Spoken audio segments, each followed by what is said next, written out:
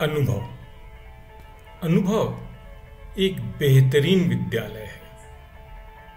अनुभव एक बेहतरीन विद्यालय है, लेकिन फीस बहुत लगती है।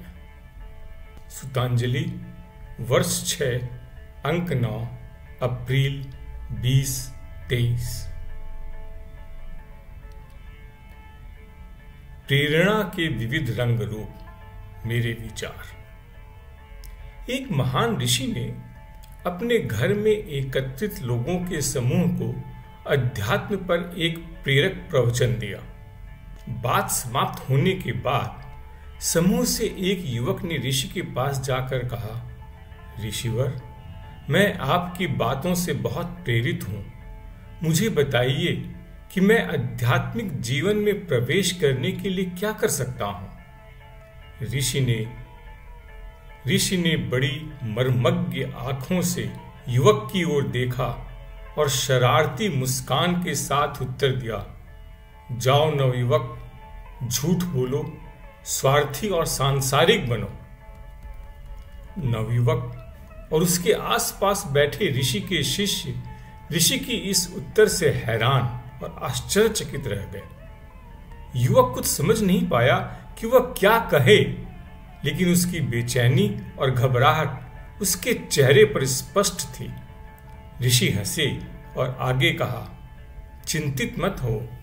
मेरे कहने का तात्पर्य यह है कि जीवन में प्रगति के लिए तुम्हें आध्यात्मिक जीवन के बजाय सांसारिक जीवन पर अधिक ध्यान देना होगा। महत्वाकांक्षी बनो। तुम जो भी हो उससे संतुष्ट न हो। धन एवं शक्ति की आकांक्षा करो। समाज में नाम और प्रसिद्धि, सफलता, पद और प्रतिष्ठा के लिए प्रयत्न करो। जीवन का भरपूर आनंद लो, लेकिन अपने धन और शक्ति को ईमानदार और वैध साधनों से अर्जित करो और उनका उपयोग न केवल अपने लिए बल्कि उस समुदाय के लिए लाभ के लिए भी करो जिसके तुम खुद भी एक हिस्सा हो। अपने दोस्तों और निकट प्रियजनों के प्रति दयालु और परोपकारी बनो। संकट में लोगों की मदद करो, लेकिन अपने दुश्मनों के लिए रुद्र बनो। लोगों या परिस्थिति के दबाव में मत झुकना। उन ताकतों या लोगों से लड़ो और उन्हें जीतो जो तुम्हारा विरोध करते हो। अन्याय के आगे कभी झुकना नहीं। लोगों और परिस्थितियों से निपटने में आदर्शवादी से अधिक व्यावहारिक और लचीले बनो। अपने परिवार और समाज के प्रति अपनी सभी जिम्मेदारियों को पूरी लगन और ईमानदारी से निभाओ। अपने कर्तव्यों की पूर्ति के परिणाम स्वरूप मिलने वाले फलों का आनंद लो। अपने सभी कर्म, फल और भोग भगवान को अर्पित करो। यही तुम्हारी साधना है। अगले दिन ऋषि अपने घर में थे। अपने शिष्यों की कठिनाइयों और प्रश्नों को सुन रहे थे और उनका उत्तर दे रहे थे।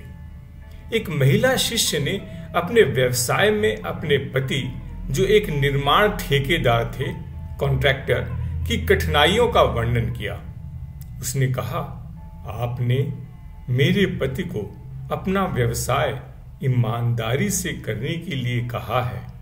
मेरे पति का एक बहुत ही सफल और समृद्ध व्यवसाय था, लेकिन जिस दिन से उन्होंने अपना व्यवसाय ईमानदारी से करने का फैसला किया है, उनकी किस्मत को ग्रहण लग गया है। वर्तमान व्यवसाय और परिवेश इतना भ्रष्ट है कि एक ईमानदार व्यवसायी के लिए जीवित रहना मुश्किल है। विशेष रूप से जिस व्यवसाय में मेरे पति हैं। संबंधित अधिकारियों को रिश्वत दिए बिना अनुबंध कॉन्ट्रैक्ट प्राप्त करना लगभग असंभव है। मेरे पति अपने व्यवसाय को जारी रखने के लिए कड़ी मेहनत कर रहे हैं। ऋषि ने उत्तर दिया, उसे सिद्धांतों के लिए पीड़ित होने दें। उसे सुरक्षा, आराम और आनंद को त्यागने दें और उच्च मूल्यों के लिए चिंता करने, गरीबी और विफलता को गले लगाने दें। उसे उच्च प्रगति के लिए धन, शक्ति और सफलता को त्यागने दें। महिला शिष्य ने हैरानी से ऋषि की ओर देखा। ऋषि ने फिर से समझौता न करने वाले स्वर में कहा, चाहे कुछ भी हो, अपने पति को अपने नैतिक सिद्धांतों पर टिके रहना है। उन्हें किसी भी परिस्थिति में रिश्वत नहीं देनी चाहिए। उन्हें अपने व्यवहार में सच्चा और ईमानदार होना चाहिए, और इस वजह से आपका पति दिवालिया हो जाता है और वह और आप और आपके परिवार को भूखा रहना पड़ता है, फिर भी उसे अपने मूल्यों पर अडिग रहना चाहिए। महिला लगभग रो पड़ी। आप जो उपदेश दे रहे हैं वह एक क्रूर और अव्यावहारिक आदर्शवाद है। ऋषि ने स्त्री की आंखों में व्याकुलता और चिंता देखकर सांत्वना पूर्वक कहा, सुनो, यदि आपके पति अपने मूल्यों से चिपके रहते हैं और कठिनाई की इस घड़ी में भगवान में विश्वास रखते हैं, तो मैं आपको आश्वस्त कर सकता हूं कि कुछ समय बाद उनके ग्राहक और व्यापारिक समुदाय उनके सैद्धांतिक रुख के लिए उनकी सराहना और सम्मान करेंगे और वे फिर से अपने व्यवसाय को समृद्ध कर लेंगे। लेकिन यह एक प्रमुख परिणाम नहीं, बल्कि एक गौण परिणाम है। अधिक महत्वपूर्ण यह है कि आपके पति अपनी यात्रा में एक निर्णायक प्रगति करेंगे। आपको अपने पति को इस संकट की घड़ी में नैतिक और आध्यात्मिक समर्थन प्रदान करना होगा, जो कि उनकी प्रगति के लिए आवश्यक है। भारत में पत्नी को सहधर्मिणी कहा जाता है, जो धर्म के मार्ग में सहयात्री है। इसलिए आपको अपने पति को धर्म के मार्ग में आगे बढ़ने में मदद करती है। अगले दिन ऋषि अपने करीबी शिष्यों से बातचीत कर रहे थे। उनका एक शिष्य दूर देश के एक अन्य शिष्य का पत्र पढ़ता है। शिष्य एक व्यवसायी अपने गुरु को लिखते हैं कि जिस दिन से उन्होंने साधना का जीवन ग्रहण किया, वह अपना व्यवसाय ईमानदारी और सच्चाई से कर रहे हैं, और पूछते हैं कि अपनी आध्यात्मिक आकांक्षा और साधना के साथ अपने व्यवसाय को संरक्षित करने के लिए वह और क्या कर सकते हैं। ऋषि हंसते हुए टिप्पणी करते हैं, उन्हें अपनी नैतिकता को दूर करना होगा, और अपने शिष्य को निर्देश देते हैं, उसे लिखो कि उसे अपने दिमाग और समाज के नैतिक मानकों के अनुसार अपना व्यवसाय नहीं करना चाहिए। उसे अपने दिमाग को शांत करना होगा और अपनी आत्मा से मार्गदर्शन ढूंढना होगा। फिर से सुनिए, उसे अपने दिमाग को शांत करना होगा और अपनी आत्मा से मार्गदर्शन ढूंढना होगा, और आत्मा की आज्ञा के अनुसार अपना काम करना होगा। शिष्यों में से एक ने ऋषि से पूछा, ऋषिवर, पिछले दिनों में आपने लोगों के साथ जिस तरह से व्यवहार किया, उससे मुझे बड़ा कौतूहल हो रहा है।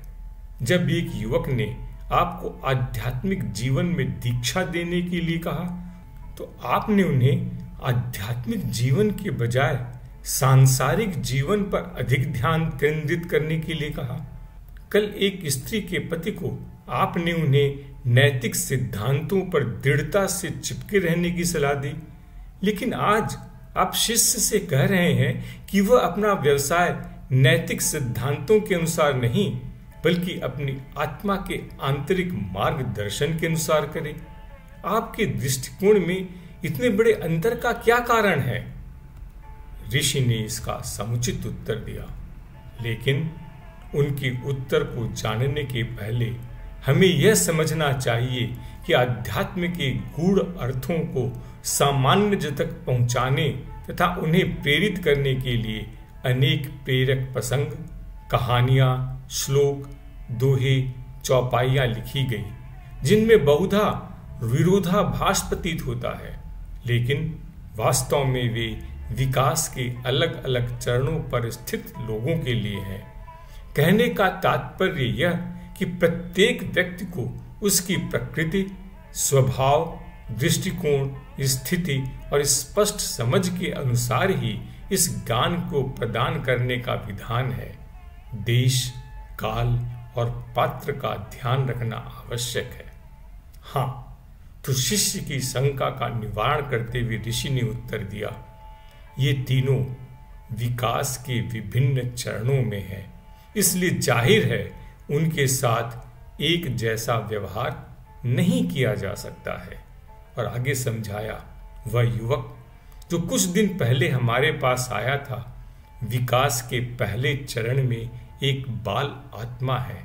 वह अपनी भौतिक या शारीरिक चेतना की जड़ता में रहने वाले तमस का एक समूह है जो उसकी प्रवृत्ति और भौतिक जरूरतों से प्रेरित है। वह न केवल आध्यात्मिक जीवन के लिए बल्कि उच्च नैतिक विकास के लिए भी अभी तक तैयार नहीं है। मानव विकास के इस प्रारंभिक चरण में प्रकृति नैतिकता या शिष्टता पर जोर नहीं देती, बल्कि भावनात्मक और व्यावहारिक दिमाग के मनोवैज्ञानिक विकास पर जोर देती है। जो मैंने उसे बताया है वह एक ऐसा अनुशासन है जो विकास की इस प्राकृतिक प्रक्रिया को गति देगा। सही रूप में प्राचीन भारत के धर्मशास्त्रों का मूल उद्देश्य एक ऐसा अनुशासन प्रदान करना है जो सामान्य भौतिक मनुष्य के मनोवैज्ञानिक और आध्यात्मिक विकास को गति देता है, जो मानव विकास के प्रारंभिक चरण में है। पति का मामला मानव विकास के अगले चरण से संबंधित है। वह एक राजसिक महत्वपूर्ण व्यक्ति है जो अपने सुविकसित व्यावहारिक दिमाग, जीवन शक्ति और इच्छा शक्ति में रहता है। उसके विकास में अगला कदम राजसिक महत्वपूर्ण व्यक्ति से प्रगति कर एक सात्विक व्यक्ति बनना है जो अपने बौद्धिक, नैतिक और कलात्मक मन द्वारा शासित है। इसलिए मैंने उसे नैतिक विकास के मार्ग पर स्थापित किया। वह अपने व्यवसाय में जो कठिनाई अनुभव कर रहा है वह वास्तव में प्रगति की उस उच्च रेखा में निर्णायक रूप से आगे बढ़ने का एक अवसर है। और हमारा शिष्य जिसका पत्र आज पढ़ा वह तीसरे चरण का है। वह एक अच्छी तरह से विकसित मानसिक और नैतिक प्राणी है और आध्यात्मिक अभिप्सा के साथ एक जागृत आत्मा वाला एक सात्विक व्यक्ति है। वह ऐसा व्यक्ति है जो अपने आध्यात्मिकता को महसूस करने के लिए तैयार है। उसे अपनी मानसिक और नैतिक प्रकृति से परे अपने आध्यात्मिक आत्मा तक उठने का प्रयास करना होगा। उसके लिए अपने मन या समाज की मानसिक और नैतिक धारणाओं से दृढ़ता से जुड़ा रहना उसकी आध्यात्मिक प्रगति में बाधा उत्पन्न करेगी। वास्तव में उसके लिए मानसिक और नैतिक परामर्श का सीधे अनुसरण करने के बजाय अपनी आत्मा के आंतरिक आध्यात्मिक मार्गदर्शन की खोज करने की कोशिश में ठोकर खाना, लड़खड़ाना और इधर उधर भटकना बेहतर है। ऋषि ने आगे कहा, मनुष्य एक जटिल जीव है जिसे एक निश्चित तार्किक प्रक्रिया या सूत्र में नहीं बांध सकते। सामान्य तौर पर कमजोर आत्मा को एक तामसिक या राजसिक प्रकृति की आत्मा के साथ सीधे आंतरिक मार्गदर्शन का उपदेश देना उचित नहीं है। यह शरीर की इच्छाओं और प्रवृत्तियों को प्राण की आंतरिक प्रेरणा के रूप में समझने की भूल कर सकता है, लेकिन यह एक जागृत आत्मा पर लागू नहीं होती। दरअसल यह आत्मा के आंतरिक जागरण के स्तर पर निर्भर करता है। ऋषि के उत्तर अगर आप नहीं समझ पाए तो इसे फिर से सुनिए। इसके बाद भी न समझ पाए तो मेरे ब्लॉग में जाकर इन्हें ध्यान से धीरे धीरे पढ़िए, आपके जहन में उतर जाएगा। हमें यह समझना चाहिए कि प्रेरणा कोई ऐसी चीज नहीं है जिसे मैकडोनाल्ड्स के बर्गर, पिज्जा हट के पिज्जा या सेरिडॉन और क्रोसिन की गोली की तरह सामान्यकृत या मानकीकृत किया जा सकता है। सबों को एक ही लाठी से नहीं हाँका जा सकता। भारत के कुछ महान आध्यात्मिक गुरुओं के जीवन के वास्तविक प्रसंग इसी विकासवादी प्रेरणा के मार्ग और प्रक्रिया को दर्शाती है। ये एक सी ही प्रतीत होने वाली परिस्थिति में अलग अलग पात्रों का अलग अलग ढंग से मार्गदर्शन करती है।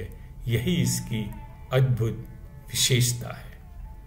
सहारे के भरोसे न रहें, कहानी जो सिखाती है जीना। एक बादशाह सर्दियों की शाम को जब अपने महल में दाखिल हो रहा था तो एक बूढ़े दरवान को देखा जो महल के दरवाजे पर बहुत महीन कपड़े पहने खड़ा था। बादशाह ने उसके करीब अपनी सवारी को रुकवाया और पूछने लगा, तुम्हें सर्दी तो नहीं लग रही? बूढ़े दरबान ने उत्तर दिया, बहुत लग रही है हजूर, मगर क्या करूं, मेरे पास गर्म कपड़े नहीं हैं, इसलिए बर्दाश्त करना पड़ता है। बादशाह ने कहा, मैं अभी महल के अंदर जाकर अपना ही कोई गर्म कपड़ा तुम्हारे लिए भेजता हूं। बूढ़े ने खुश होकर बादशाह को सलाम किया और अजीजी का इजहार किया।